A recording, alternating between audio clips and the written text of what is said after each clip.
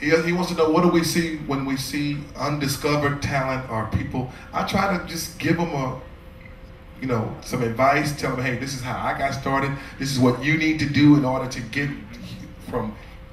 because you can sing, you can hear the talent.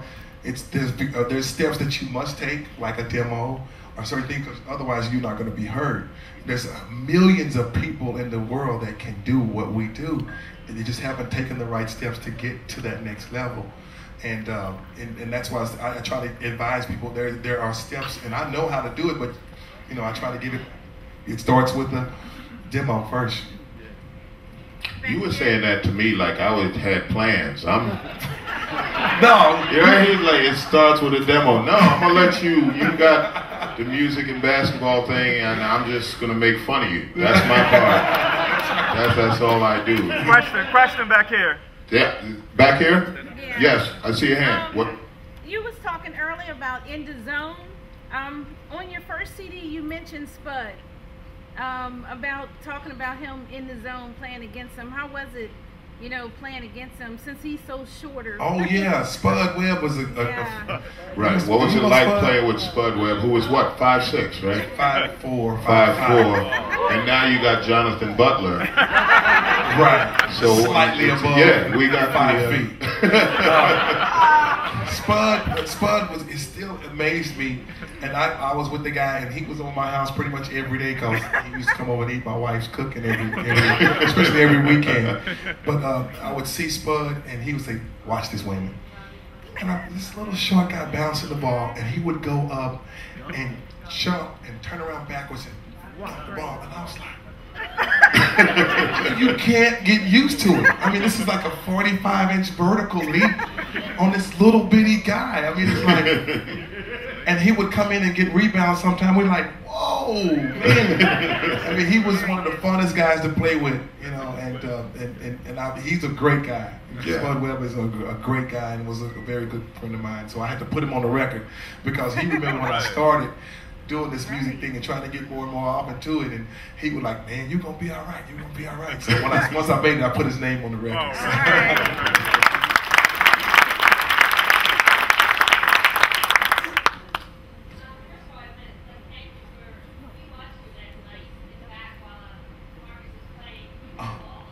Oh yeah.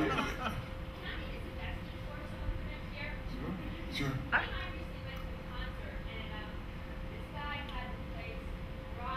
Okay. Camp Mo. Y'all like Camp Mo? Right. Okay. Yeah. Once again, you're looking at me like, look, I'm lucky to be here myself. I'm like one joke away from never cruising again. You think I'm gonna get cocky and start saying another thing? You need to have Camp Mo here, and then I'm walking a thin line when you stop looking at me. Okay. I haven't signed anything for next year yet. I got one more show to get through.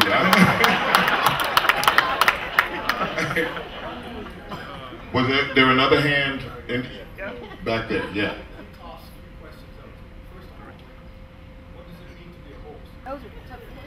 Okay, the first question was.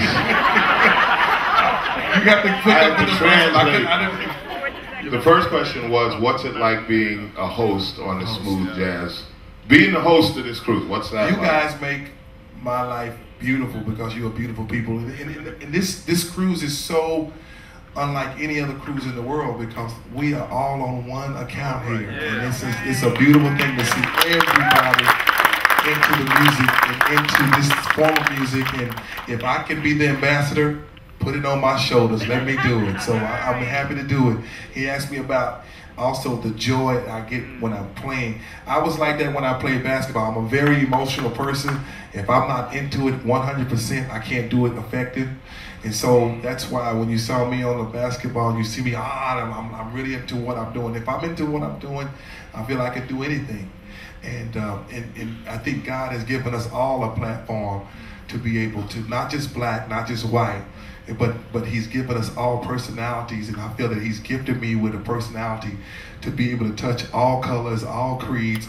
I don't see color, I see people, I see joy, and I give joy to everybody. So I just glad that I've been called to do that, and that's what I am. And we're gonna have to wrap up, but I want to tell everyone something that you may or may not have known, because there are people been saying like, where's Wayman, where's Wayman? For a couple of days, Wayman was sick, and he wasn't just sick, he was like laid out with a fever and this, and the doctor went up and said, I ain't got this much medicine, what can I do with this? I wasn't equipped for anything this size to be getting sick on my boat. I do my best, but we ain't got enough.